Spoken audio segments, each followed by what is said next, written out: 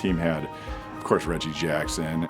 Bert Campaneris. There was Bando, Sal Bando. Catfish Hunter. Raleigh Fingers. Blue Moon Odom, Vida Blue. Being at an Oakland A's game was like being at a rock concert. I mean, just one of the best teams of all time. You had guys like Billy Martin, Lou Piniella, and those guys that you still associate with baseball today. There's a lot of different variables that all came together to make it memorable. We Are Family, the Sister Sledge song that Willie Stargell made the team theme song. Because Pittsburgh is not a real big city, it kind of brought the city together and gave them the chip on their shoulder kind of thing. 1984 was the year that Kirk Gibson hit his home run, threw his hands up in the air to win the game. It's one of the big iconic moments of the Detroit Tigers.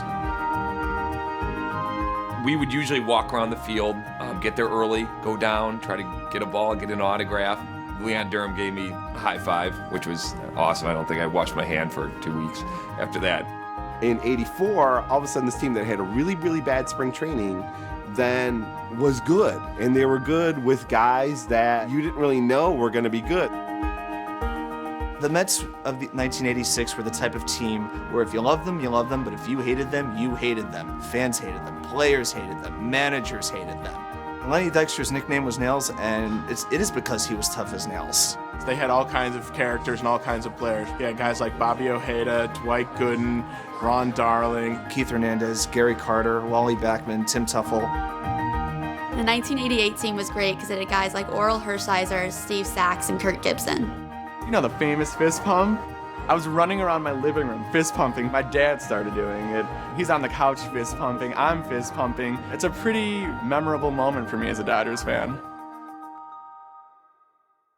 I remember growing up, I was a big tomboy and wanted to be just like my brother, who took from my dad the Yankees thing. So I kind of just always remember, playing baseball in the backyard and pretending we were the Yankees.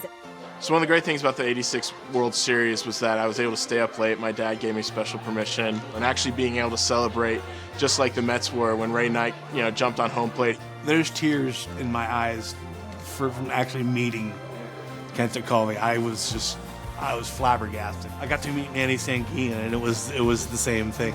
When you have somebody who's your hero like that, something inside you can't stop it.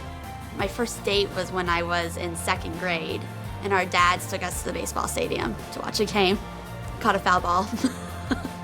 Every day, before every game, I would get my radio, tune it to WGN, tune it to Harry Carey. I would plug it in, go outside. I would put on the full gear. When Harry was talking about the Cubs being up to bat, I'd be up to bat. Walking into Wrigley is really, I think, a unique experience. You look out and you just see the green and the ivy and the scoreboard, and then the city behind the scoreboard and all those things that just are part of the city of Chicago.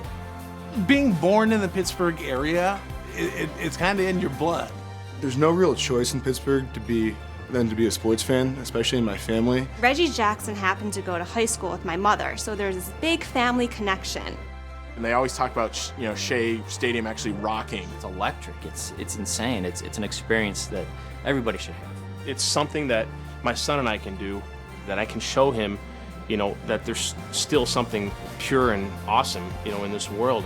This is getting a little sappy, but it's like part of American history. Older, younger, doesn't matter. The age is just getting together with all your friends, going to see your home team play. I'm 32 years old, and I can't remember a championship. But that day, when a championship finally comes the Mets' way, it's going to be a very, very memorable moment. This team is in my blood, and that is never, ever going to change.